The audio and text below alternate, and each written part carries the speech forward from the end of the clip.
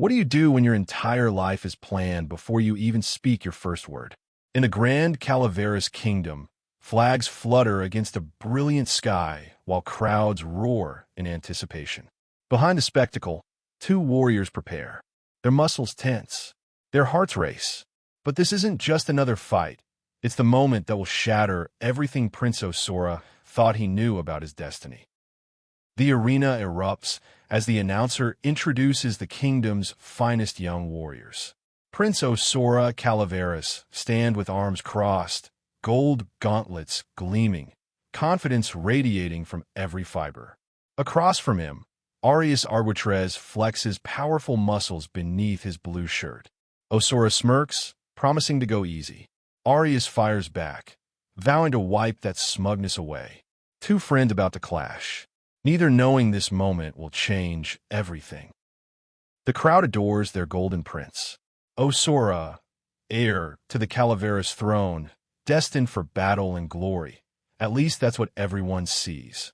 Princess Catalina and her companion watch from the royal seats, gushing over his beauty. But beneath the cheers and admiration lies a secret so dangerous it could topple kingdoms. If only they knew what Prince Osora truly hides beneath that confident exterior. Princess Celia shifts uncomfortably as Galeno speaks crudely about her brother. The tension builds as match rules are announced. 1 minute, last person standing wins. But as competitors prepare, something darker lurks. In royal seats, deals are being made. Alliances forged, and a young prince remains blissfully unaware that his marriage has already been decided in whispered conversations above the arena floor. The first strike comes fast. Bodies collide with thunderous impact as Osora lunges forward, fist drawn back. Arias dodges with lightning reflexes, the crowd gasping at the near miss. Hands grip, muscles strain. This isn't just sparring, it's a dance of power and precision. Each move calculated, each breath measured, but something feels wrong. Why does Arias seem to be holding back? Osora argues as Arias lifts him off the ground, insisting his guard isn't down. But his training partner sees every weakness, every opening. With practiced ease, Arias demonstrates superior technique, flinging the prince across the arena. The sound echoes. The crowd cheers. Yet Osora's frustration isn't about losing. It's about being taught like a child when destiny demands he be a warrior. Osora hits the ground hard, wincing as his knee takes the impact. Galeno observes from the sidelines, dismissing Arias as no real challenge for the prince. But the dark-haired spectator disagrees. Arias will make an excellent soldier. Suddenly, Arias grabs Osora's vest and slams him down with explosive force. The arena shakes. The prince learns a harsh lesson about underestimating those beneath his station. Princess Celia watches with uncomfortable intensity as the match continues. A woman in the stands sighs dreamily about Arias, wishing for his attention. Meanwhile, Osora points playfully at open space, still treating this as a game. But Arias sees through the facade, critiquing his fighting technique with brutal honesty. Size doesn't matter when you're fast enough to strike where it counts. Pinned and humiliated, Osora pleads with Arias not to embarrass him in front of his father. The pressure weighs heavy. Royal expectations, watching eyes, the burden of living up to a legacy. Arias reminds him of his father's attention, adding salt to the wound. But desperation breeds creativity. In a move that shocks everyone, Osora bites hard. Rules are for those who can afford to lose.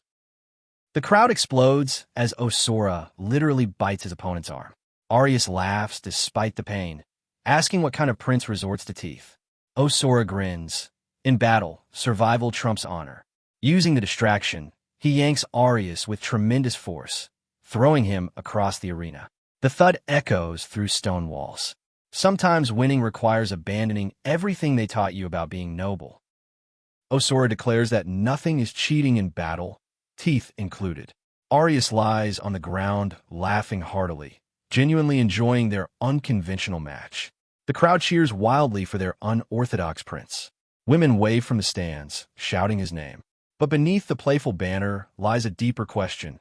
What kind of prince bites people? Perhaps the kind who refuses to lose, no matter the cost to his dignity. Princess Celia warns about the arena's dangerous ledge as Arias holds Osora in a controlling grip. With mock seriousness, Osora suggests surrender would be hilarious.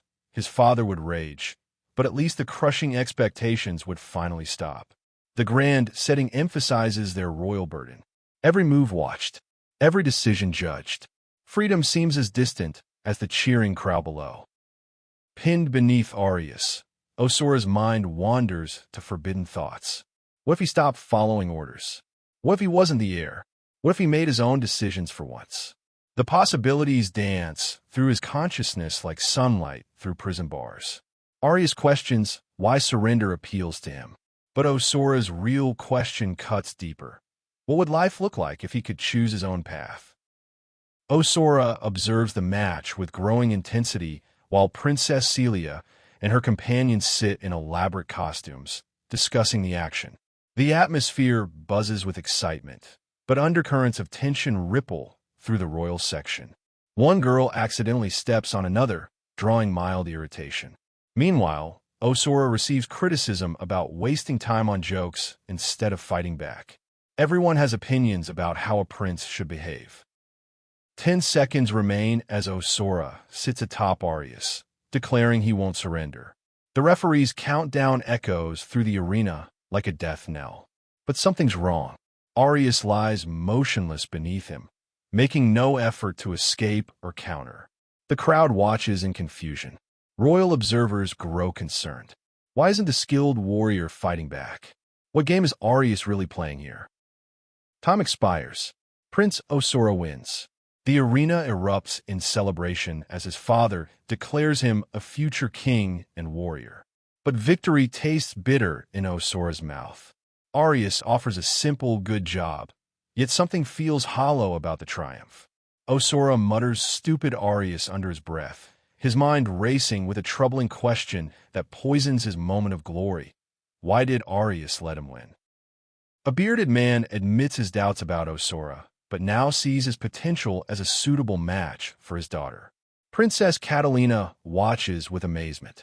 The king instructs his son to wave at the Galeno princess, revealing her as Osora's future family member.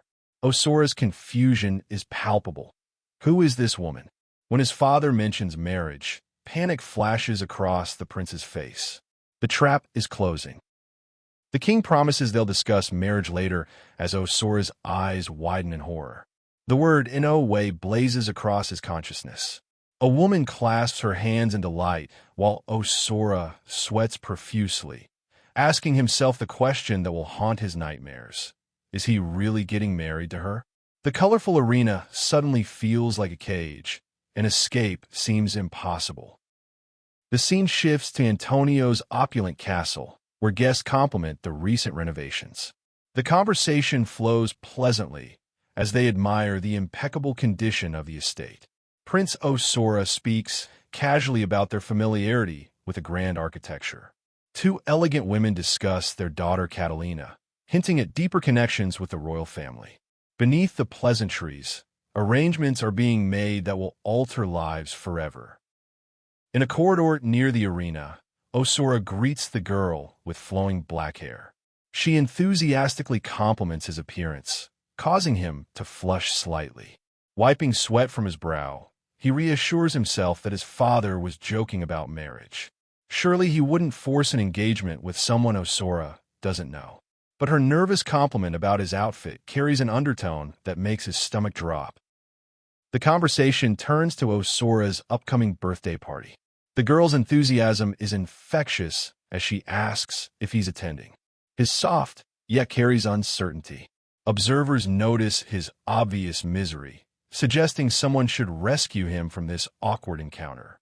The girl squeezes his shoulder affectionately, drawing mixed reactions. Even in moments of casual interaction, the weight of expectation presses down on him. In the arena's grand hall, Osora urgently grabs Arias, needing to talk. Princess Catalina comforts the distressed Celia, denying her own beauty while insisting Celia is prettier. The playful exchange about appearances masks deeper tensions. When someone mentions Catalina's obvious crush on Osora, calling him a pretty boy, The prince's world tilts. Even compliments feel like chains binding him to a fate he never chose. Osora dismisses romantic complications, insisting he doesn't have time for such things. He denies being a pretty boy with frustrated determination. Arias claims ignorance when confronted about letting Osora win, but his smirk suggests otherwise. Their playful banter carries an undercurrent of deeper issues. The opulent castle backdrop emphasizes their privileged yet constrained existence. Even friendship comes with political implications in their world. Uncle Vargas interrupts their conversation, announcing the king's summons to dinner. The elaborate corridor frames their interaction as Osora clings to Arias, startled by the sudden appearance. His expression shifts from shock to curiosity as he processes the announcement. The gathering tension suggests this dinner will bring more than just food. It will serve revelations that could change everything. At the lavish dining table, Osora receives praise for his impressive strength during the match. Arias appears surprised, yet pleased by the acknowledgement. Another guest comments on his growing physique, asking about his height. The elegant setting contrasts with Arias's slight exasperation at being constantly questioned about his development. Even casual dinner conversation becomes a performance when you're under royal scrutiny.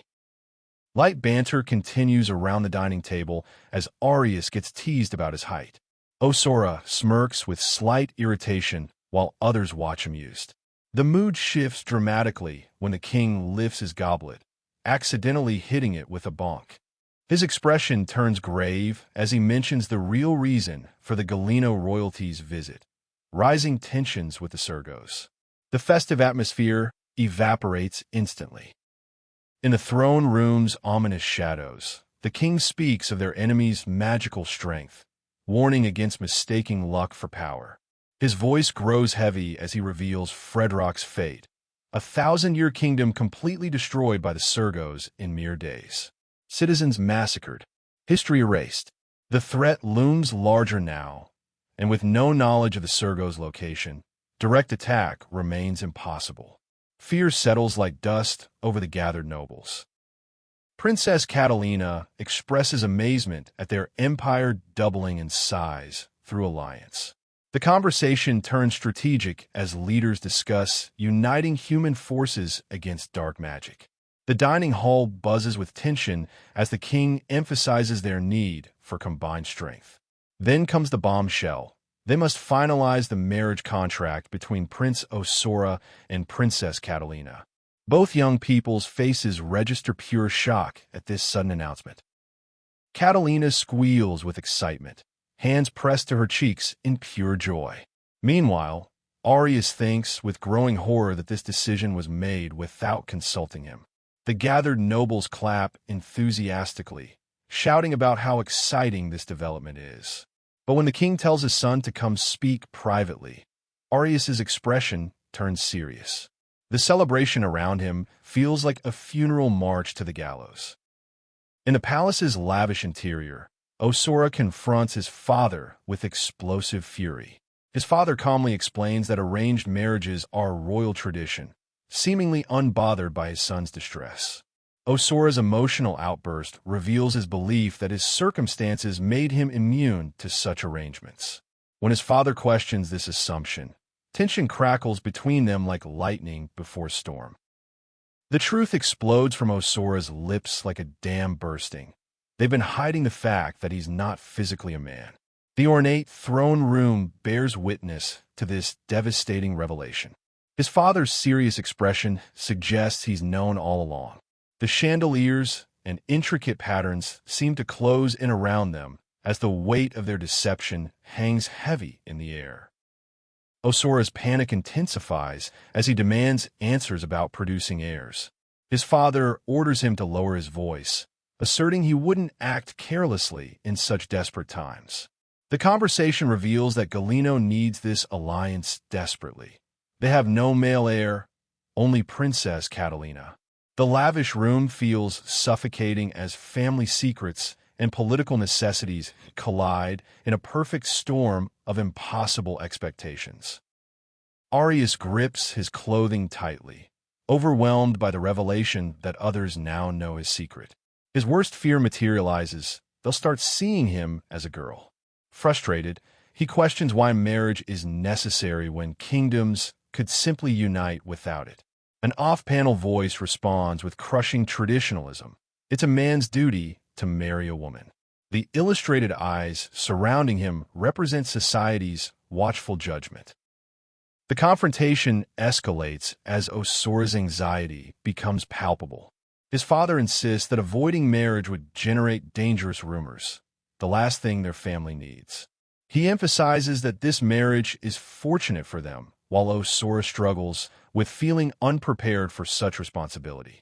The palace's grandeur mocks his vulnerability as he admits uncertainty about his capacity to fulfill royal expectations. His father teases cruelly, asking if Osora secretly wants to be a princess instead. Osora vehemently denies this, shouting that he refuses to marry. His father's response is final. As prince of the kingdom, he will marry her. Period. Leading toward the grand door, he declares the conversation over. Their guests are waiting. The ornate throne room becomes a prison as Osora follows reluctantly, his freedom officially ended. Osora's troubled expression lingers as the scene transitions to a peaceful sunset sky painted in pink and orange hues. In the dining area, men laugh and toast together, their merriment a stark contrast to the prince's internal turmoil. As Osora walks alone down the grand corridor, his footsteps echo against stone pillars. The pad of his movement emphasizes his isolation amid the palace's vast emptiness. A girl with dark hair calls urgently to Prince Osora, expressing her desire to make him happy despite their difficult circumstances. She acknowledges the weight of their situation while reaching for his hand. Osora responds with visible hesitation about his feelings. Their brief moment of connection shatters when something gets snatched from his grasp, the sound effect emphasizing the sudden interruption and escalating tension between them. Osora pulls away with urgent desperation, telling her he needs to leave and can't handle this right now. The girl watches with growing concern as he retreats down the elaborately decorated corridor. The scene shifts to a starry sky, suggesting the broader world beyond their confined drama. A muscular figure in black stands pensively in a regal room, his connection to the unfolding crisis unclear but ominous. In a throne room, Arias greets Osora, noting his potential departure. When Osora mentions a minor errand at the barracks, Arias teasingly congratulates him on becoming a married man soon. Osora's discomfort is palpable as he questions whether the situation is truly favorable. The ornate glass doors and lavish decorations frame their conversation, but luxury cannot mask the tension crackling between old friends. Osora's frustration boils over as he expresses his desire to make his own decisions for once. Sitting defensively with hands clasped, he looks small despite his royal status. When Arias asks if he wants to run away, confusion flashes across Osora's face. The suggestion hangs in the air like a forbidden fruit, tempting, dangerous, and potentially life-changing. Could escape really be possible? Arias offers to accompany Osora, joking about what the kingdom would do without their beloved prince. The mood lightens as he ruffles Osora's hair affectionately, telling him to cheer up. Osora relaxes slightly, thinking Arias was just kidding about running away. The stone-walled room feels less oppressive now, their friendship providing a brief respite from the crushing weight of royal expectations and arranged marriages. The atmosphere shifts ominously as a sinister presence makes itself known. A dark figure observes their situation with calculating interest, noting how fortunate it is that two human nations depend on one unguarded boy. The threat materializes with predatory intent as shadows move with deadly purpose. Osora calls out defensively for someone to stay back, gripping his weapon. The danger they face is far more than political. The dark figure continues his taunting assessment of their vulnerability. The word Sergos explodes across the scene like a battle cry as the true threat reveals itself. A command rings out to fetch the prince, confirming their worst fears. The atmosphere crackles with malevolent energy as the magical race that destroyed kingdoms sets their sights on Osora. Two nations' fate hangs on one unprepared boy. Arias shouts for Osora to stay back as he grips his sword defensively. The menacing horned figure's expression promises violence beyond imagination. The dramatic shout of Sergos reinforces the deadly threat they face. A shadowy commander orders the prince's capture with chilling authority. The enclosed space becomes a trap as Osora realizes his royal training means nothing against enemies who destroyed entire kingdoms. Arias panics, realizing he's unarmed in this deadly confrontation. A dark-cloaked warrior rolls desperately to avoid a leaping attacker in sleek black armor wielding glowing weapons. Energy crackles through the air as superhuman speed meets magical fury. The training room becomes a battlefield as the Sergos prove why they've conquered kingdoms. Without weapons, against magic, what hope do humans have? Steel meets flesh as the warrior's blade finds its mark. The blonde attacker's scream of agony echoes through the chamber as blood flows freely. Another Sergo grasps her fallen comrade while taunting their human opponents with predatory menace. The wounded warrior writhes on the ground as her ally rushes forward with relentless determination. Victory and defeat balance on a knife's edge soaked in crimson. Osora leaps into action with desperate courage as his friend calls his name. The sword whistles through air with deadly precision while architectural columns bear witness to their life-or-death struggle. A horned observer watches with growing interest and amusement, noting the impressive display. But as one character crouches in startled terror, the question remains: can human determination overcome magical superiority? Osora's face contorts with determination and fear as he prepares for the fight of his life. His sword grips tightly as he launches forward with everything he has. A heavy boot crashes down near him as enemies swarm the battlefield. The horned warrior sneers from the shadows, enjoying the spectacle of human struggle. This isn't training anymore. This is survival against creatures who view them as insects. The muscular warrior slams his opponent's head down with thunderous force, drawing strained gasps of pain. With a battle cry that shakes the very stones, he launches a devastating counterattack. His enemy flies through the air, defeated and weaponless. A calm figure with long dark hair and pointed horns observes the chaos with calculating interest, muttering thoughtfully. The tide of battle shifts, but greater dangers still lurk. The horned warrior's final words cut deeper than any blade. Go ahead and slaughter me, just like your people have done to thousands of Sergos in the past. His challenge hangs in the air like a curse as Osora grips his weapon with trembling hands. The devastating accusation about human atrocities adds moral complexity to their conflict. As steel finds flesh and screams pierce the air, both sides bleed for sins they never committed. But who are the real monsters in this war? The blonde warrior stutters in shock as his muscular father delivers a chilling command. Never hesitate again, just kill them. The boy's protest dies on his lips as paternal authority crushes compassion. In the shadows, a horned figure observes with calculating interest, muttering about unexpected results. What dark lessons are being taught here? Prince Osora stands amid the aftermath of battle as a mysterious figure with blood-red eyes bids him farewell with ominous promise.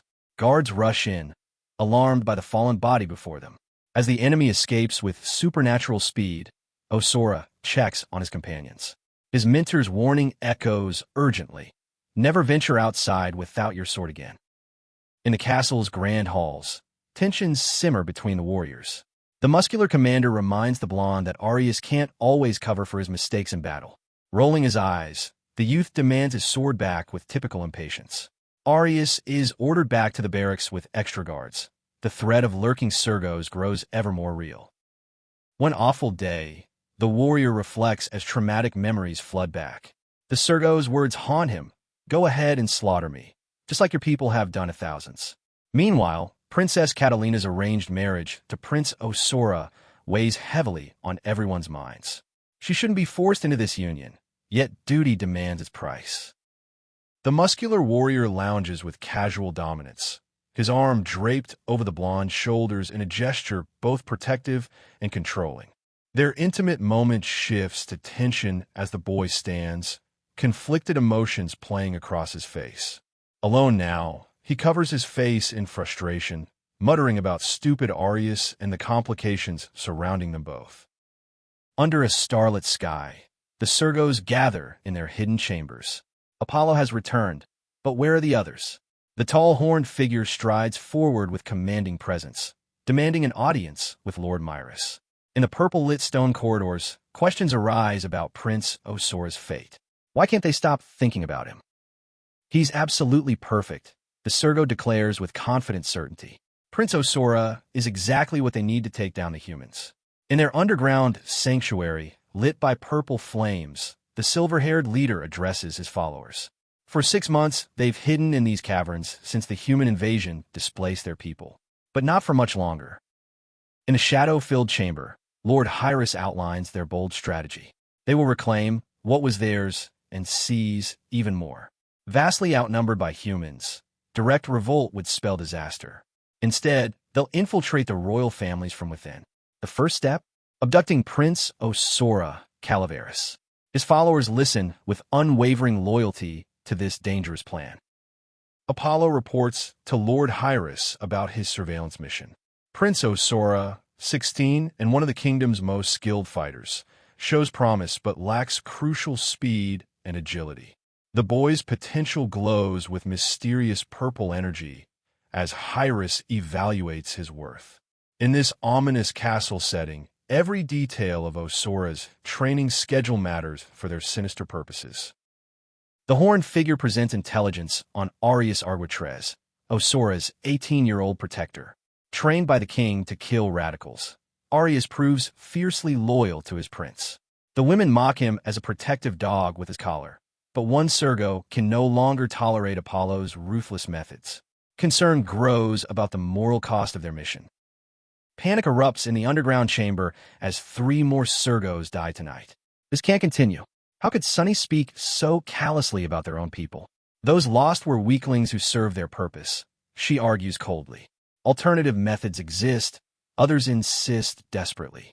But as hands crash down and chaos erupts, who truly has faith in their cause? In the dimly lit chamber, strategies crystallize as the red-haired Sergo demands better understanding of human fighting patterns. Lord Hyris listens as Apollo delivers crucial intelligence.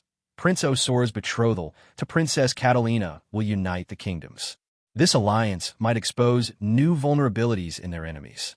The prince's fate hangs in the balance of their scheming. Lord Hyris issues a death sentence with cold authority. Eliminate Arias Arguetres by tomorrow's end. Apollo accepts the grim order with respectful obedience. Above their underground plotting, the sky transitions from darkness to brilliant daylight. The peaceful castle complex, surrounded by mountains, remains blissfully unaware of the assassination plot brewing beneath. In a training courtyard filled with practice dummies, 2 Sergo infiltrators scout their target. The red-haired girl peers around the stone wall, questioning if this is where Arias lives. With so many warriors around, how will they find their mark? He's a big boy, she notes with dark humor. He'll stand out. A woman confirms Arias is in his room, sealing his fate. The assassins discuss their approach as another girl heads to Arias's room. Nothing new there. He attracts admirers weekly. But time runs short. They have barely an hour left of their invisibility spell and must use it wisely. With a click of their magical devices, they activate their concealment. The bright sky beckons as they prepare for murder. At Arias's door, a girl in yellow pleads to be let in. The muscular warrior inside appears annoyed, his mood sour. She offers to make him feel better through the wooden barrier. But unseen eyes watch from the shadows as the red-haired assassin observes, preparing to strike. The door between them becomes a barrier between life and death. Excitement fills the invisible assassin as she and her partner prepare for the kill. They could eliminate Arias right in front of the innocent girl, such is their confidence. Suddenly, urgent calls echo through the barracks. Make yourselves presentable. The king and his children have arrived unexpectedly. This complicates everything. Their perfect moment slips away. Morning greetings ring through the bustling courtyard as Prince Osora appears among his warriors. The blonde prince charms everyone with his easy manner while training continues around them. Intimate moments unfold as Celia cuddles with her companion, warning him playfully that he must leave. The atmosphere blends military discipline with youthful romance and royal privilege. Princess Catalina arrives in glamorous style, declaring it wasteful to remain idle in the castle. Her confident demeanor draws stares from the warriors as she flirts and banters with obvious enjoyment. The sandy-haired soldier comments on the attractive men around them, suggesting taking one home. But beneath the playful surface, tension simmers about the royal arrangements ahead.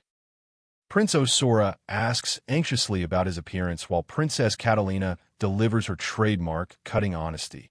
He's trying too hard as usual. The atmosphere shifts when Arias enters in his yellow dress, catching everyone off guard. Polite bows and surprised reactions follow as the group processes this unexpected appearance. Royal protocol clashes with personal expression in this charged moment. Laughter fills the barracks as they acknowledge Arias is doing just fine. The golden-armored warrior chuckles, while others relax in the casual atmosphere. When questioned about their unexpected visit, explanations emerge about stationing 30 additional guards. The increasing Sergo threat demands stronger security measures. What began as social pleasantries reveals deeper concerns about their safety. In the bright interior, introductions flow as the muscular Arias greets his visitors with casual politeness. The women express their enthusiasm while observing his notably subdued response. He doesn't seem excited at all, one notes perceptively. Royal protocol continues as greetings are exchanged, but undercurrents of tension ripple beneath the cordial surface. Not everyone shares the same enthusiasm for these encounters. The Horn Assassins curse their luck. Too many people present for a clean kill. They'll have to wait and catch Arias later today. Meanwhile, tearful farewells unfold in the castle courtyard as loved ones promise to visit in a few months. Family bonds strengthen even as political arrangements separate them. The Grand Towers witness both tender partings and deadly plotting. Questions arise about the presence of male guards as King Calaveras ensures Princess Catalina's protection. The expansive indoor garden hall blooms with vibrant flowers, tended daily by devoted maids. Empty of other people, the space feels both peaceful and isolating. As they tour the staircase leading to the study, Catalina's apprehension grows about her new surroundings. Catalina flinches at unwanted touch, her discomfort evident in the elegant pink dress. Walking down the ornate staircase, frustration builds about Arias's behavior. Why does he always ignore her for random girls? The guards observe her emotional state with growing concern, noting she appears ready to cry. But then her mood shifts dramatically as she greets someone with sudden confidence. Princess Celia's arrival brings visible relief to the distressed girl's face. Their excitement over trying lipstick together reveals genuine friendship beneath royal formality. The lavishly decorated room with its lush greenery provides an intimate setting for their reunion. A guard's reminder about staying together hints at the protective measures surrounding them. Female companionship offers comfort in this watchful environment. In the opulent washroom, Princess Celia challenges the guards with pointed confidence. Surely they won't follow them into such private spaces? The men awkwardly agree to wait outside while the women retreat. But Celia quickly destroys any illusion of weakness, sharply rebuking the other girls' whimpering behavior. As the only women in their family, they must project strength. The luxurious room witnesses Celia's harsh lesson in royal deportment. If Catalina plans to be a princess, she must learn to act like one. Their family reputation depends on projecting confidence, not crumbling under pressure. The other girl's apologetic response only reinforces Celia's point about the stark difference between common behavior and royal expectations. In a lavish chamber, Catalina reveals her discomfort being alone with most men, wishing her personal guard was present. When questioned about having a male guard, she delivers the surprising revelation. Her protector is actually a tiger. The absurdity of the situation brings momentary levity to their serious conversation about trust and protection in their dangerous world. Celia's shock at the tiger revelation turns to questioning the practicality of such an unusual arrangement. Wouldn't a human guard be more effective? But Catalina's painful history emerges. She once trusted human protector and learned a devastating lesson. At 15, betrayal taught her never to make that mistake again. Some wounds run too deep for conventional wisdom. In the ornate washroom, heated debate erupts about men's trustworthiness. Catalina praises her tiger guard as stronger and more reliable than any man, free from ulterior motives. Celia counters that all men behave the same way, except for Osora. He's different, Catalina insists, treating her like a normal person without objectification. This exception proves the rule of masculine corruption. The conversation takes an unexpected turn as Celia questions whether Osora's biological nature bothers Catalina. Not at all. Everything about him seems perfect to her excited perspective. She declares ambitious plans to make him fall in love with her, dreaming of them becoming sisters through marriage. Her enthusiasm about future sleepovers reveals touching innocence beneath royal scheming. Playful teasing emerges as Celia notes Catalina's clear preference for avoiding men. Girls are definitely better, Catalina agrees with casual honesty. But when Celia probes deeper about romantic implications, sudden tension fills the air. The question hangs between them like a loaded weapon. Has too much truth been revealed in this moment of vulnerable honesty? On the luxurious red sofa, Catalina's forbidden desires surface. She's always preferred girls, she admits with growing confidence. Despite societal taboos, her feelings remain consistent, except for one boy who captured her heart. Flashbacks reveal young Catalina declaring her wish to marry a girl, only to face her mother's horrified correction about proper behavior. Some truths cannot be silenced. Passionate confessions flow as Catalina reveals her instant attraction to Osora. He's unlike anyone she's ever encountered, different in ways that defy explanation. When Celia probes about her romantic preferences, embarrassment overwhelms the younger princess. The intimate washroom setting amplifies the vulnerability of sharing such deeply personal truths about desire and attraction. Urgent knocking interrupts their private moment as guards demand answers about their extended absence. Whispered shushes and meaningful glances pass between the princesses as tension escalates outside the door. Time has passed dangerously long. The threat of forced entry looms as worried voices insist on confirmation of their safety. Their intimate conversation faces imminent discovery. The knocking intensifies as guards announce their intention to enter immediately. Inside the luxurious washroom, the two princesses stand frozen in an intimate moment, their faces close together in the charged atmosphere. The announced intrusion threatens to shatter whatever understanding was building between them. Time runs out as duty calls. The author's voice breaks through, clarifying that character views don't reflect personal beliefs. These princesses live in an ignorant society that shapes their limited understanding. Meanwhile, Celia signals for silence as guards prepare to enter. The weight of social expectations crashes against personal truth. Will their private moment survive the intrusion of duty and protocol? In a lavish washroom, urgency builds as voices announce their entry. The princesses move together toward the door, hands clasped in mutual support. Behind the curtain, someone prepares to push through while concerned voices call out. Their intimate conversation must end as duty reclaims them both. The moment of truth arrives with inevitable force. The search continues as guards confirm the room appears empty. Hidden from view, Celia questions why they're concealing themselves while insisting they must continue their private conversation. Where did those other girls disappear? They must have escaped through another exit. With determination, Celia declares they must pursue them. The chase begins.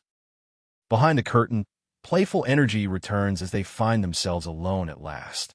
The conversation about romantic preferences continues with Catalina describing her ideal type.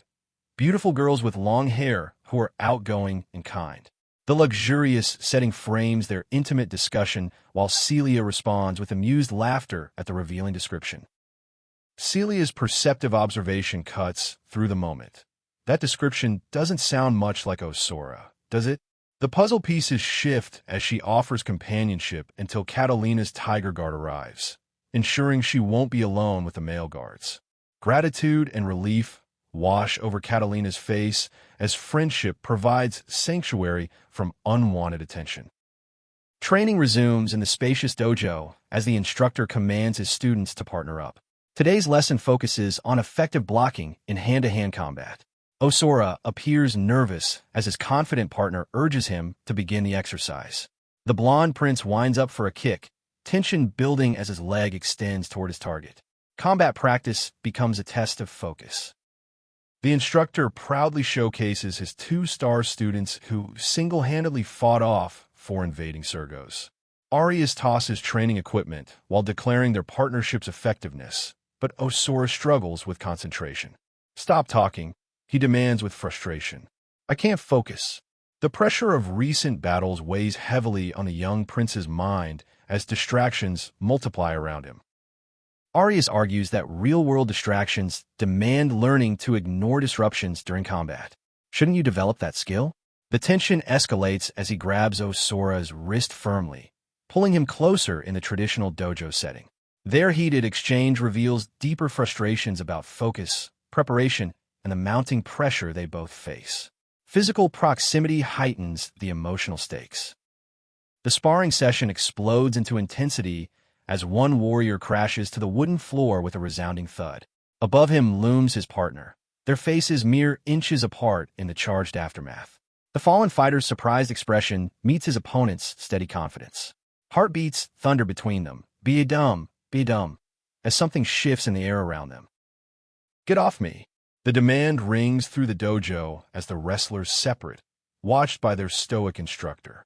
But outside, under the clear blue sky, confusion overwhelms the young prince. What's wrong with me lately? His head pounded with questions he can't answer. Why do these strange thoughts about Arias keep surfacing? Something fundamental is shifting within him. Guards escort Prince Osora through the ornate castle, insisting he shouldn't venture outside alone after recent attacks. The prince protests their constant surveillance while they point toward a group of chained prisoners.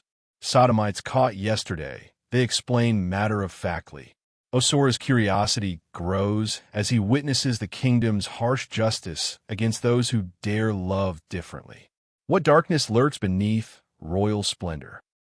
The grim reality settles over Osora as he learns about homosexual exile from the kingdom. They're lucky it's just banishment. Last month, a noble faced execution for such crimes. The young prince's troubled expression deepens as the weight of royal justice crushes down. His companion notices the distress, offering support as emotions threaten to overwhelm. How many suffer for simply being themselves? Stubbornness wins as Arias rejects offers of assistance, muttering whatever with dismissive finality. The dojo watches as he turns his back and walks away from concern. 2 cloaked figures follow the blonde prince into the shadows, their presence unnoticed by others.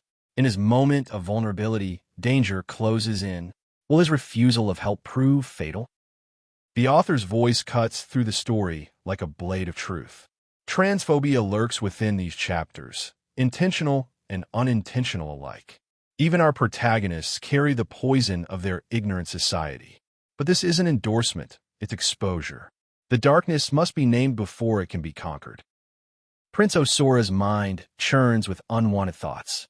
Of course Arias has girlfriends. He's a man, isn't he? So why does this simple fact gnaw at him like a festering wound? His annoyance boils over as someone pins him down. "Get off of me." But the real battle is raging inside his heart. Guilt weighs heavy on the blonde prince's shoulders. Maybe he should apologize. His training companions notice his late hours, their concern genuine, yet unaware of the storm brewing within. They joke about his dedication, making them look lazy. If only they knew the real reason he can't find peace.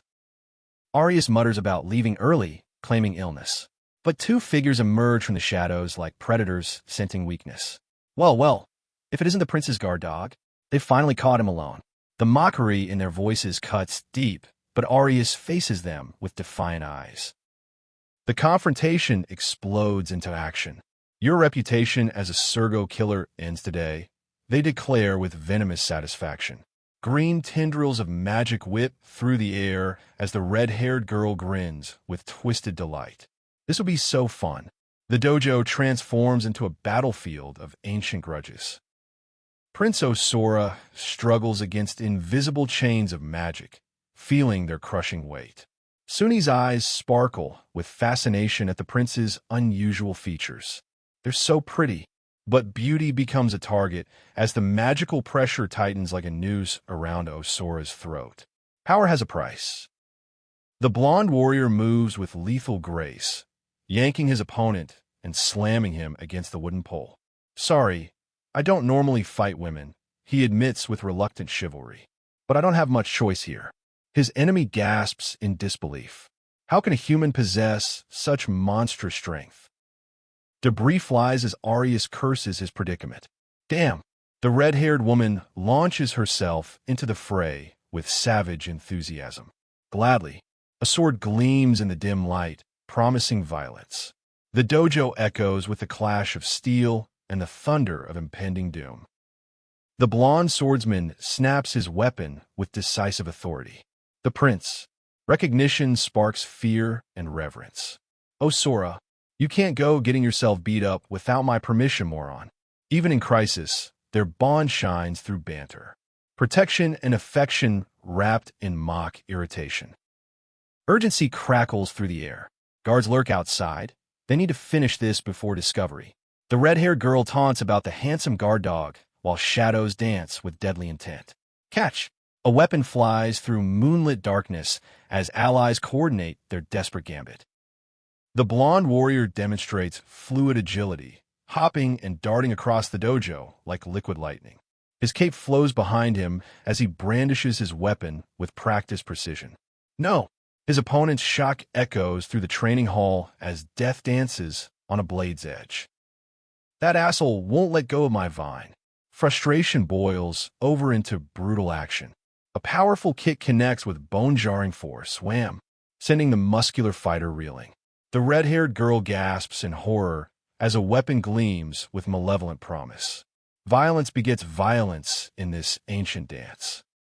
Stop! The horned woman's desperate cry pierces the chaos as death hovers inches away. Her hand extends in futile intervention while Osora's name tears from worried lips. The swordsman moves with inexorable purpose, cape billowing like a dark omen. Some moments balance on the knife's edge of forever. What the hell? Prince Osora's shock explodes as strong arms sweep him from danger. Suni carries him like precious cargo, leaping over obstacles with protective desperation. Their hearts pound in unison. Huff, huff, as they share a moment of breathless connection. Beazawema. Safety found in unexpected places. The aerial ballet of combat continues as the blonde executes a perfect flying kick. His cape streams behind him like a banner of war. Osora. The name echoes with concern and recognition. What the hell? Confusion pierces the adrenaline as alliances blur in the heat of battle. Strong arms catch the falling prince in a moment that transcends combat. Their faces inches apart. Time crystallizes into heartbeats. BADUM. The muscular warrior holds his precious burden close, breathing heavy from exertion and emotion. You okay? Concern melts the barriers between them. Flushed cheeks betray deeper feelings as the blonde stammers his agreement. That magic of yours is really backfiring today, the dark-haired warrior observes with knowing amusement.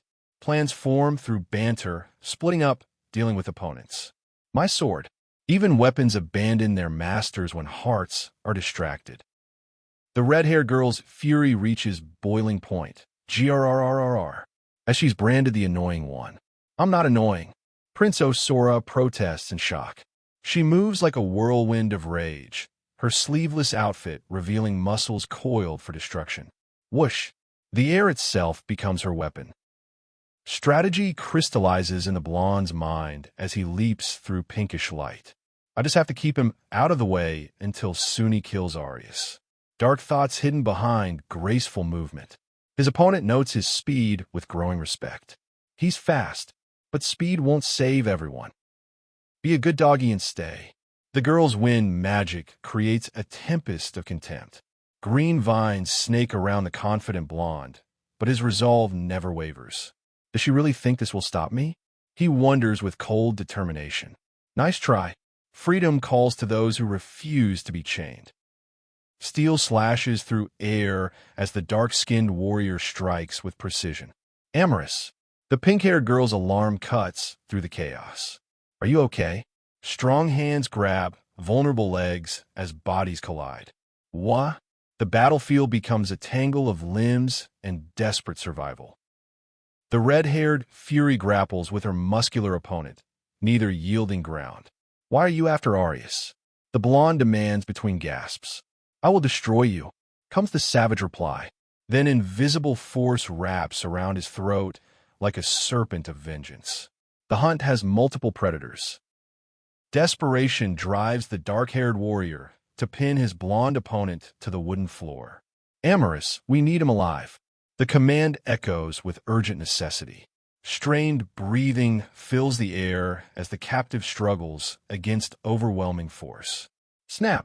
Even weapons betray their purpose when mercy conflicts with mission. Blood flows from the injured blonde's throat as he clutches the wound with trembling fingers. Amy, the muscular warrior's concern overrides tactical thinking. You're bleeding so much. The red-haired girl insists they continue the fight, but death cares nothing for revenge. Sometimes survival demands retreat. Let me see your neck, the muscular warrior commands with gentle authority. The blonde swallows nervously, gulp, as strong hands examine his wounded throat. Their faces draw dangerously close, breath mingling in the warm dojo air. Beazo Emma. Hearts remember what minds try to forget. It doesn't look bad, the dark-haired warrior reassures with professional assessment. Are you okay? The blonde's weary hom carries exhaustion deeper than physical wounds. I told them to wait outside. Even princes need rescue sometimes. Let me go get them. But a gentle grab prevents departure. Connection transcends duty. Sorry for yelling at you earlier, the dark-haired warrior offers with genuine contrition. It's okay, comes the gracious reply. Thanks for rescuing me. You're just like the prince in fairy tales. The comparison draws a charming grin. I'll play the part if you want me to. Even warriors can be gentle knights. What is this? A sinister figure with horns and flowing black hair observes the tender moment with calculating interest. I see how it is. Knowledge becomes weapon as the scene shifts to an opulent estate. These Sergo attacks are becoming daily occurrences. Officials discuss with growing concern. War creeps closer with each sunrise. Welcome back, boys. Come in and have some dinner. Family warmth greets the battle-weary warriors. Thanks, Dad. Maybe you can tell them to stop following me around everywhere. But Vargas sees only danger in freedom. Twice now, they've had opportunity to kill Osora. Protection and liberty wage eternal war. Osora, you're finally back. Relief floods the dark-haired woman's voice as she greets the returning prince. Are you safe? I am alive, arente. But his shock at seeing the massive tiger reveals how little safety truly exists. Don't worry, Rocky is just my guard. Even pets become weapons in this dangerous world. Then why is he growling at me? The blonde's nervous question cuts through tension with innocent humor. Princess recognition brings formal courtesy. It's an honor, princess, while the massive tiger looms like a furry mountain. Even in palaces, wild things refuse complete taming. Yeah, and even back then I was better than you. The blonde's playful boast draws competitive fire from his dark-haired friend. Don't lie to try and impress Catalina. Want a rematch? The challenge hangs in the air like thrown gauntlets. Only if you don't mind me embarrassing you in front of your fiancé. Friendship thrives on friendly rivalry. You're in combat classes too, Arias? The question opens doors to darker truths. Yep, that's my fate. In Calaveras, orphans can be turned over to the military in exchange for food and housing. The harsh reality cuts deeper than any blade. Some survival comes at the cost of childhood itself. Don't look at me. I didn't come up with the military orphan thing. Defensive words reveal deeper shame at systemic cruelty. It beats growing up in the streets, Arias rationalizes. Besides, I never would have met this moron if I wasn't in training. Even darkness can birth unexpected light. I made some coffee, Apollo. The horned character contemplates the strange relationship between prince and commoner over steaming cups. The prince and that friend of his, Arias. Their relationship is strange. Maybe he just likes fighting, but some bonds run deeper than steel and blood. If that were the case, that would make for a very interesting situation. Apollo's smirk promises dangerous revelations. Wouldn't it be fun to find out? But Miko challenges his obsession with personal relationships over their mission. The heart's secrets become political weapons in skilled hands. Do what I say without question. Authority brooks no dissent in the dimly lit room. Okay, I'm sorry. The boy's submission comes wrapped in devotion. I would do anything for you. Loyalty becomes both shield and shackle as the scene transitions to royal grandeur and whispered schemes. Why is it that you allow that boy to spend so much time here? Vargas questions Arias' presence with aristocratic disdain. That boy. The dismissive term cuts like a social blade. People like that aren't to be trusted around valuables. Class warfare disguised as protective concern. He can fight. I'll give him that. Grudging respect battles ingrained prejudice. That doesn't mean he should be roaming the castle unsupervised. Vargas sees danger in friendship itself. Osora shouldn't have close friends. It puts our entire family at risk. Love becomes liability in the calculus of power. Even marrying one, the incomplete thought hangs heavy with past trauma. My apologies, brother. Regret colors the formal apology. I don't mean to dishonor the dead, but determination hardens into steel. I will go to protect our kingdom. Some prices demand everything. If Arias were ever a threat, the conditional becomes prophecy of doom. If he learned of Osora's secret, paranoia poisons every friendship. Yes, we have our ways of protecting Osora's secret, don't we? The agreement seals an unspoken pact written in shadows and blood. They say the queen has gone into labor. The maids whisper of premature birth while blood stains pristine sheets. It's a bit early, isn't it? But timing matters less than gender. All that matters is that it's a prince. Life and death dance on royal succession's razor edge. There are no words. You have our deepest condolences. Death visits the royal chambers as a blonde woman lies exhausted in white sheets. No one enters or leaves this room. Apollo commands with iron authority. Secrecy becomes survival when kingdoms hang in balance. Our kingdom needs a prince from the primary marriage. Politics devour grief as brothers plot in shadow. Mourner later. The fate of the kingdom depends on the action we take right now. As far as the kingdom knows, that baby is a boy. Truth becomes the first casualty of royal necessity. No. Shock explodes at the audacious command. Prepare an announcement. The queen has passed away during labor, but fortunately, a prince has been born. Lies become official doctrine. The nurses who bore witness to the birth. Kill every single one of them. Silence purchased with innocent blood. Such a lovely child. Hardly cries at all. The newborn rests peacefully in strong arms, unaware of the deadly deception surrounding their birth. Osora, that's the name Serena wanted. Even in death, a mother's love echoes through her child's identity. Some legacies transcend the grave.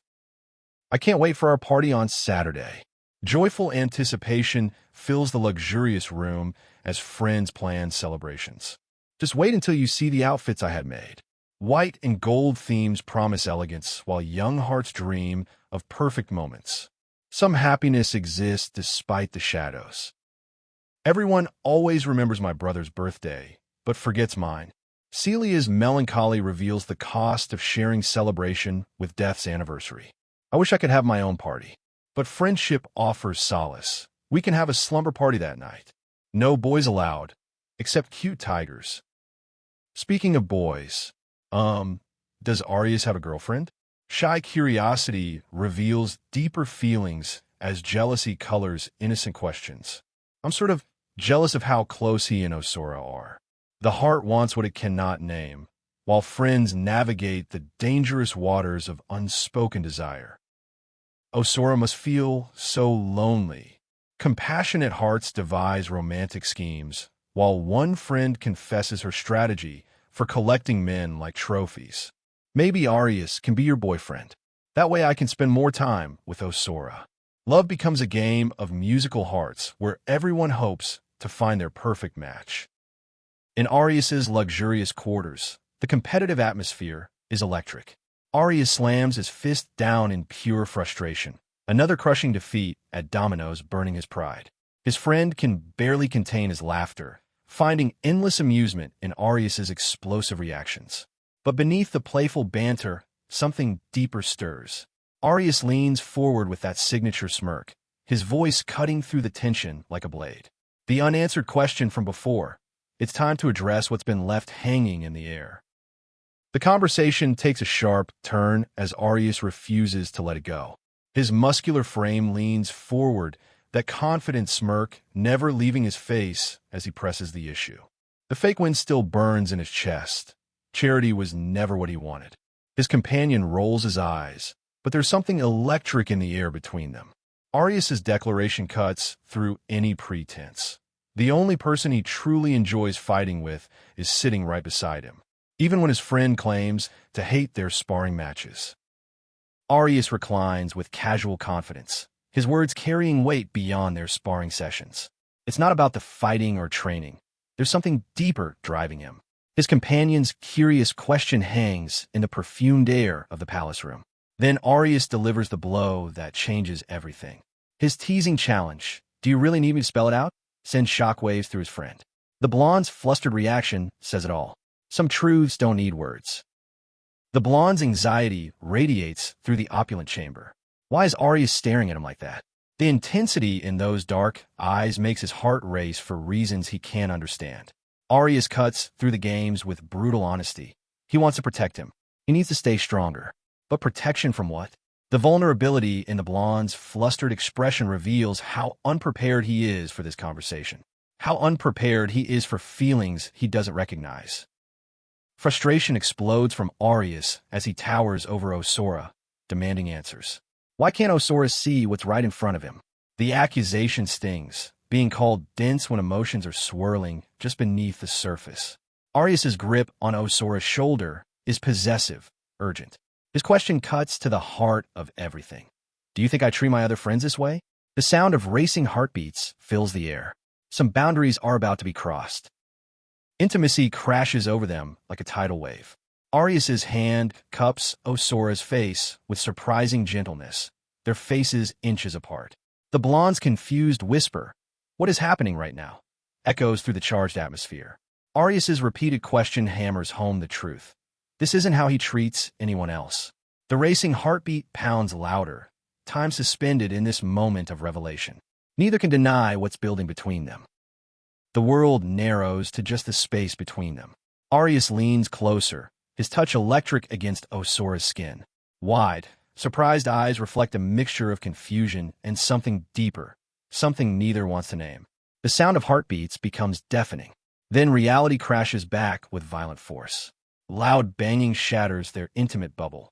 Celia's voice calls out for Osora, breaking the spell just as everything was about to change forever. Panic floods through Osora as he pounds against the locked door. Why won't it open? Behind him, Arias watches with barely concealed tension, the interrupted moment still burning between them. When the door finally yields, Celia greets them in an elegant red outfit that commands attention. Her playful acknowledgement of Arias, noting how good he looks, adds another layer of complexity. The suggestion to fetch Catalina feels like salvation and torture simultaneously. Arias runs his hand through his hair, frustration radiating from every muscle. What the hell just happened?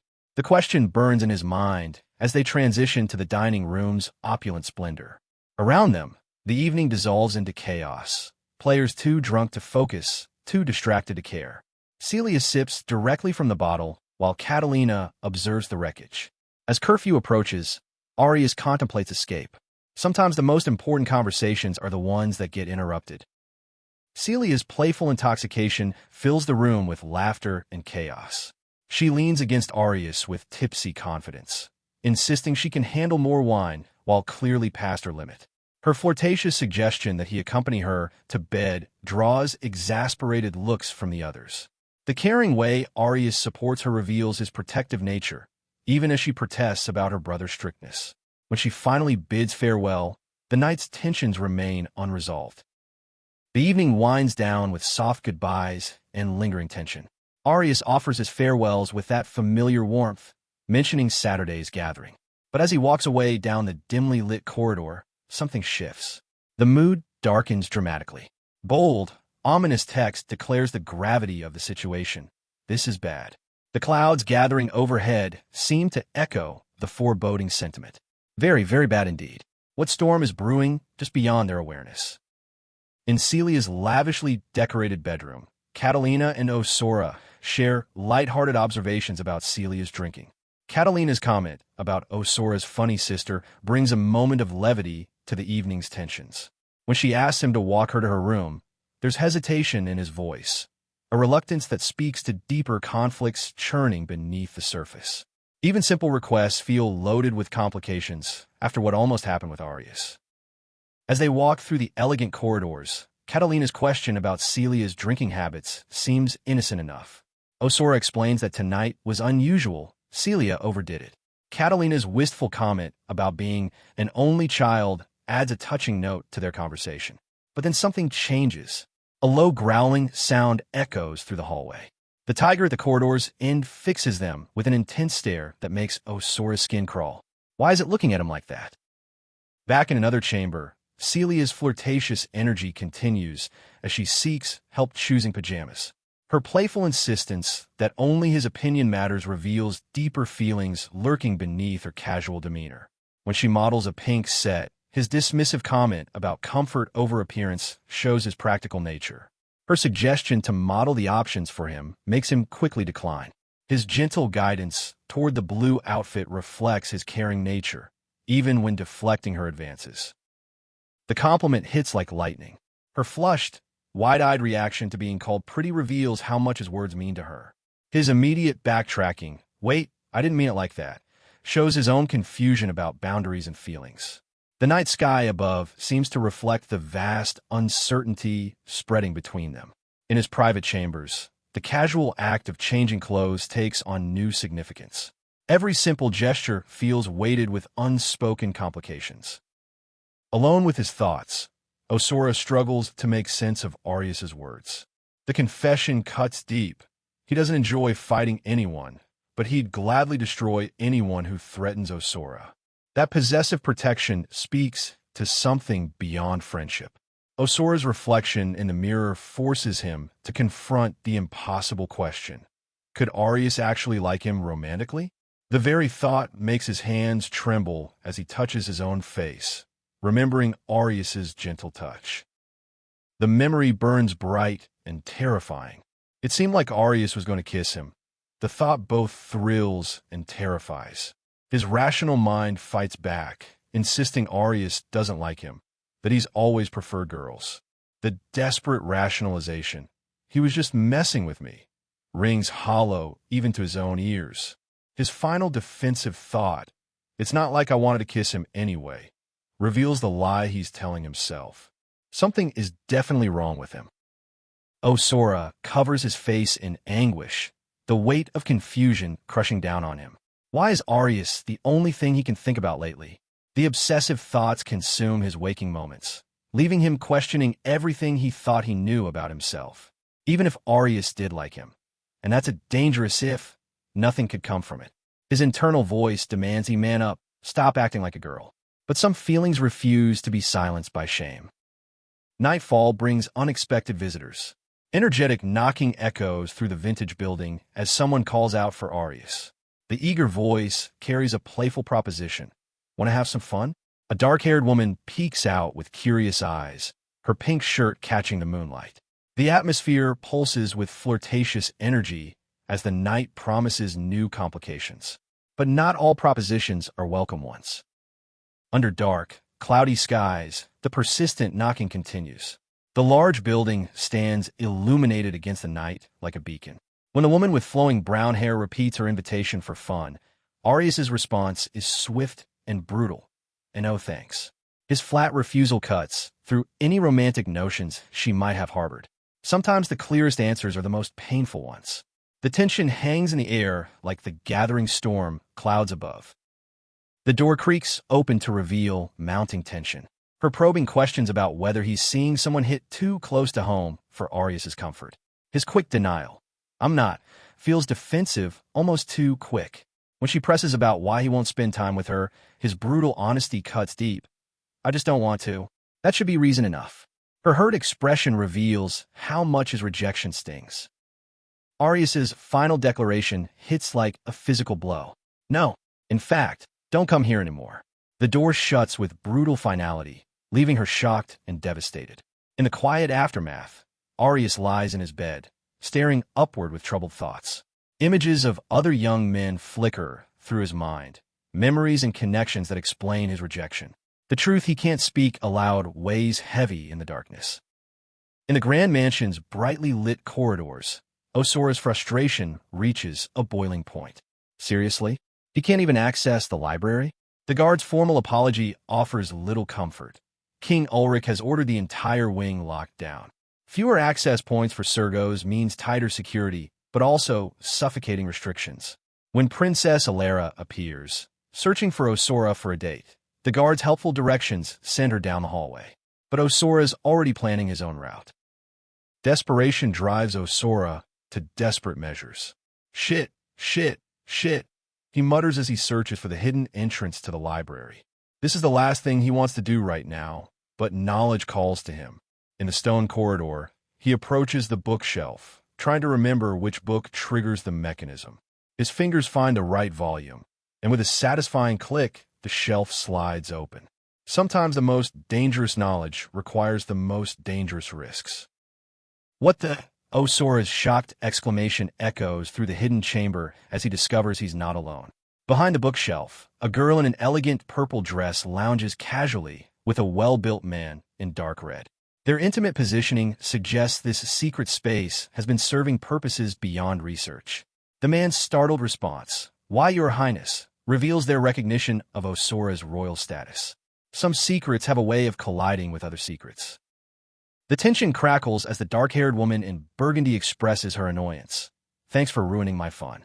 Her casual demeanor suggests this interruption is more inconvenient than shocking.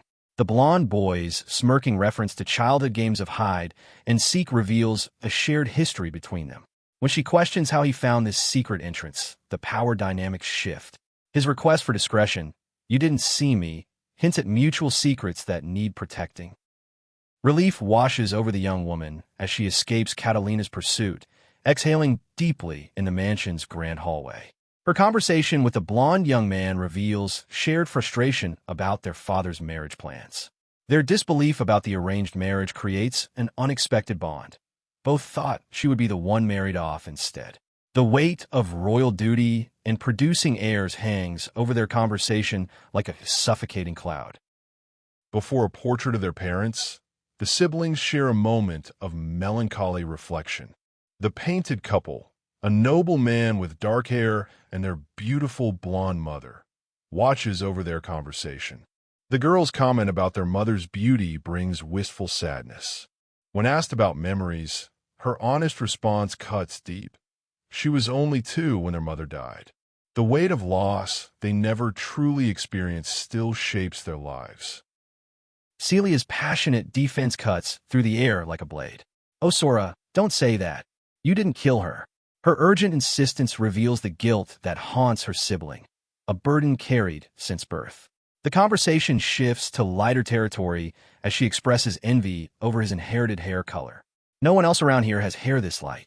Her wish to see it, as long as their mother's reveals the beauty she sees in what he considers a curse.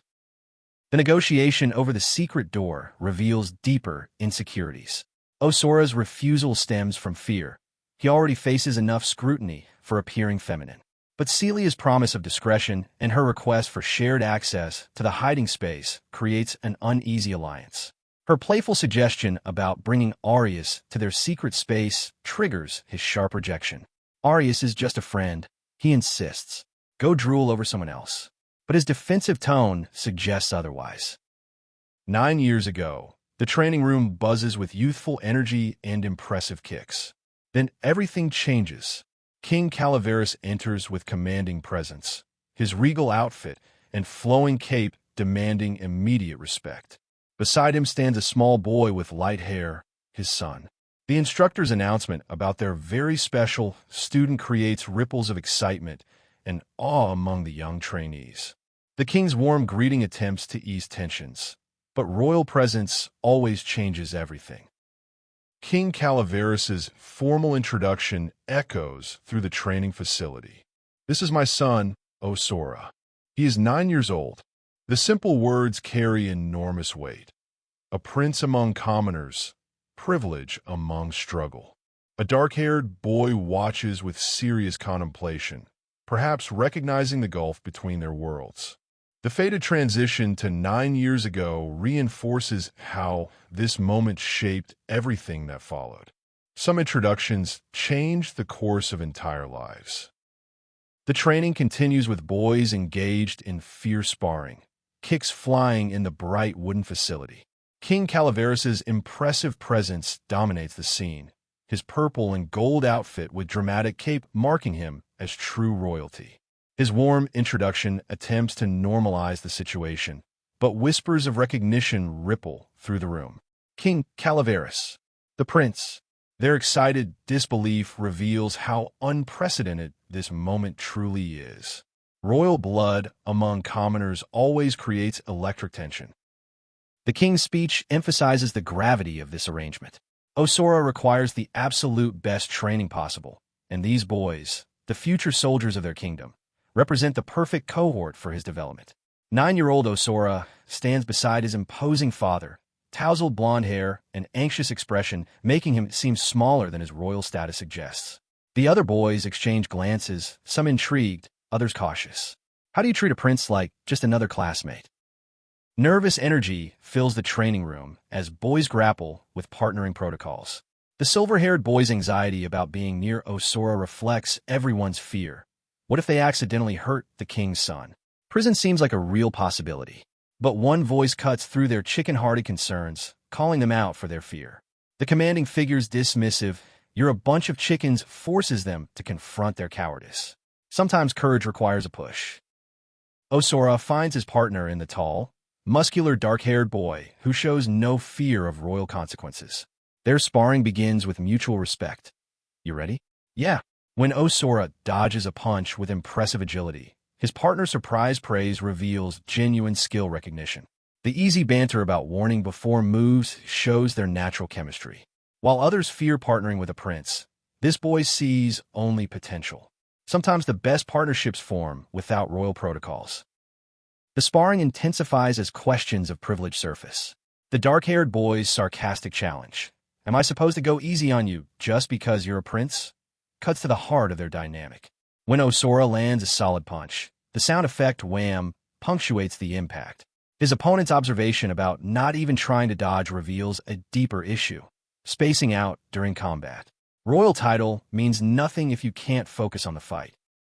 Osora's explosive reaction, "You moron," transforms sparring into something more personal. The tackle to the ground shows his fierce determination to prove himself beyond his royal status. Sound effects wham, Y&K, and slam capture the chaotic energy as 9-year-old fury takes control. An older boy's intervention, "Boys, stop," attempts to restore order. But some lessons can only be learned through physical confrontation. Sometimes a prince needs to fight dirty to earn respect.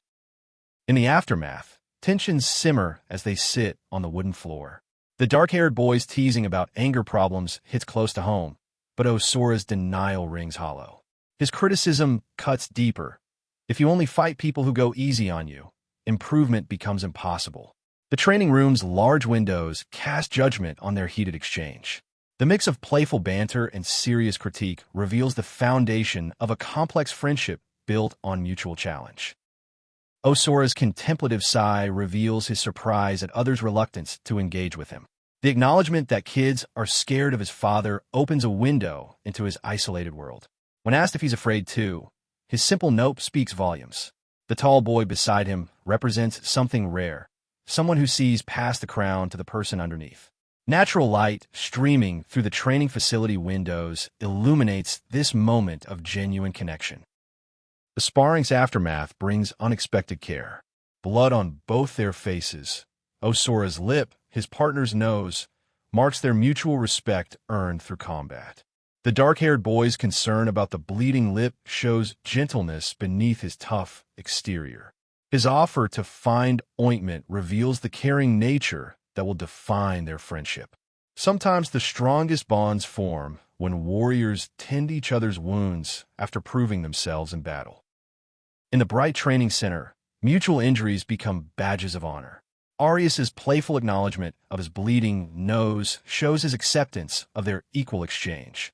Osora's reluctant apology for the punch carries genuine remorse, while Arias's gracious thanks reveals his character. When Arias gives his name and expresses excitement about having Osora in their class, a friendship is officially born. Sometimes the best relationships start with a good fight and honest blood. Present day arrives with mountain vistas and ominous conversations. In their cozy, rustic room, two figures lounge in bed as darker plans unfold. The dark-haired boy's serious expression accompanies news of their mission. Lord Arias wants them to eliminate Arias. Amorous and Sunni failed, leaving this task to them. The silver-haired boy's frustrated response about cleaning up others' messes reveals the burden of inherited failures. Their intimate setting contrasts sharply with the violence they're planning. The conversation turns to strategy and frustration. The suggestion to catch Arias with the prince adds tactical advantage to their mission. But the dark-haired character's exhaustion shows. He's sick of hearing about the prince constantly. His partner's impatient question cuts to the core. Why can't they just abduct him already? The contrast between their cozy, hidden room and the vast mountain landscape outside emphasizes the scope of their deadly game. In their dimly lit bedroom, plans crystallize around elimination and entertainment. The blonde Miko's annoyance about cleaning up others' failures meets his partner's calm confidence about enjoying their assignment. Their discussion of catching Arias with the prince reveals the tactical thinking behind their mission.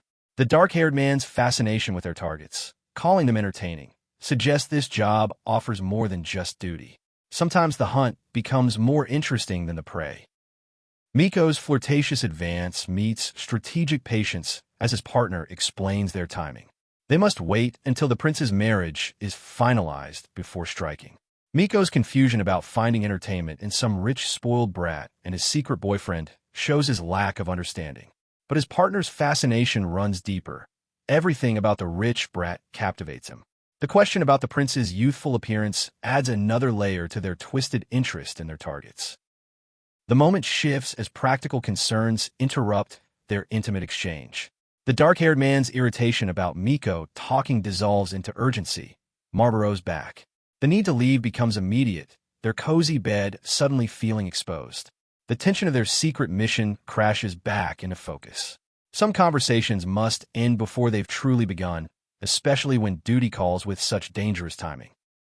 In the dimly lit prison cell, desperation meets cruelty behind iron bars. The bearded man's question about rescue reveals their fading hope. No one knows where the Sergo base is located. But worse news follows. No one's left to save them anyway. The accusation of destroying their entire kingdom and most of its people shows the scope of devastation. When one prisoner raises his hand, a bright flash erupts from his palm. Magic still flows, even in captivity. Apollo stands defiantly despite his visible shoulder wound, his braided hair and blue eyes reflecting unbroken spirit. The bearded man's fury explodes as he grips Apollo's collar, calling him a traitor and martyr for humans. Apollo's sarcastic challenge, "What are you going to do? Kill me?" shows his fearless defiance. His reminder that Arias wouldn't approve adds strategic thinking to his courage. When the authority figure commands release, power dynamics shift in the prison's cold atmosphere. In the purple-lit stone corridor, two figures walk together as past and present collide.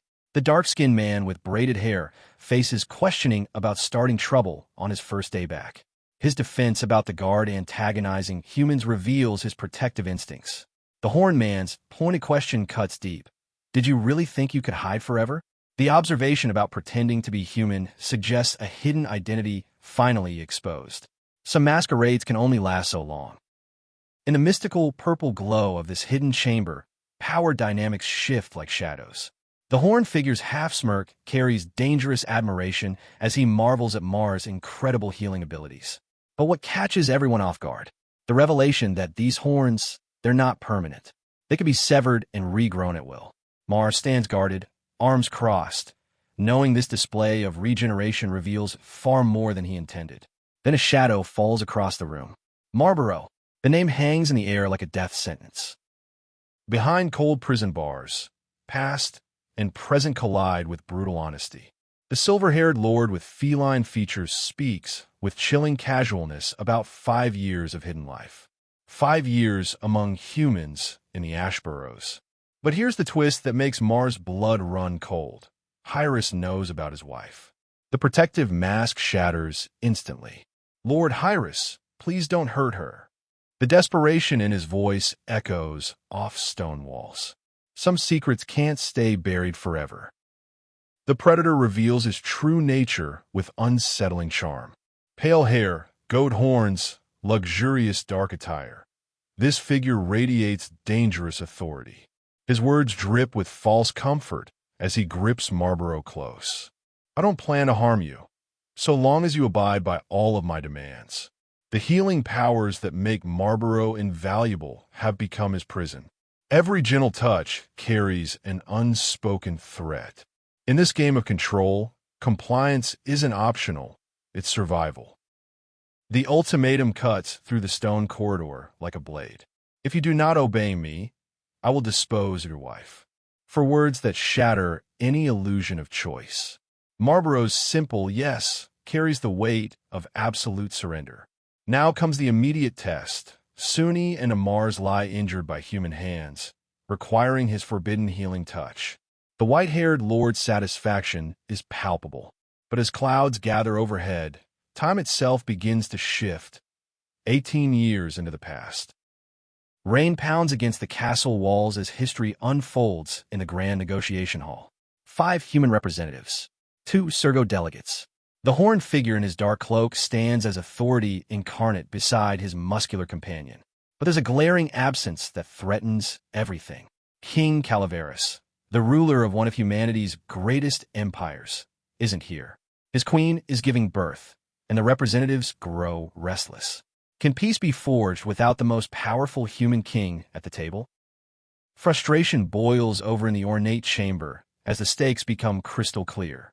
The bearded man's concern about royal succession reveals the brutal truth. Exile awaits kings who can't produce male heirs. The horned delegates' anger erupts. They've traveled across kingdoms for this summit, only to be dismissed for a birth. The silver-haired figure's declaration cuts to the bone. No birth is more important than the reconciliation of our races. As tension reaches its breaking point, the decision becomes inevitable. Time to leave. War threatens to consume everything as threats are exchanged like weapons. The bearded man's warning rings with finality. Their kingdoms won't rest until the Sergo are buried. But the pale, horned figure responds with chilling indifference about surrender. Then, the creak of doors. A formal figure enters with devastating news.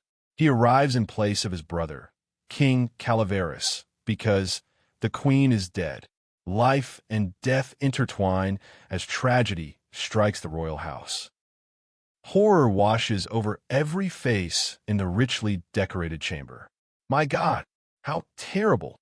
But from tragedy emerges a new player in this deadly game. Prince Osora Calaveras steps into the light. Pale skin, silver hair, dark purple cloak with fur collar. His intense gaze carries confidence that borders on ominous. The representative's words echo with haunting irony. But alas, in death comes life. We have been blessed with an heir. A beautiful castle stands witness to this moment that will reshape kingdoms. In the opulent bedroom adorned with golden details, the weight of royal burden presses down like a crushing stone. The blonde heir stands by the window, black outfit pristine but spirit heavy. The knock at the door signals another painful ritual. His dark-haired companion enters, asking if he's ready to visit their mother. But his response cuts deep. I really hate this day. It's the yearly reminder to everyone that I'm the reason our mom is dead. Some birthdays celebrate life. Others mourn the cost of it. Osora's frustration spills over in the lavish chamber as the annual torture begins. Her sleek black gown feels like a costume for a performance she never wanted to give. Every year, it's the same. Their father's speech while hundreds of eyes judge whether to pity or blame her. But her blonde companion's warmth cuts through the darkness. No one blames her, he insists. Today's her birthday, after all. His optimism about their coming party offers a lifeline. Just endure the ceremony, then they can finally celebrate.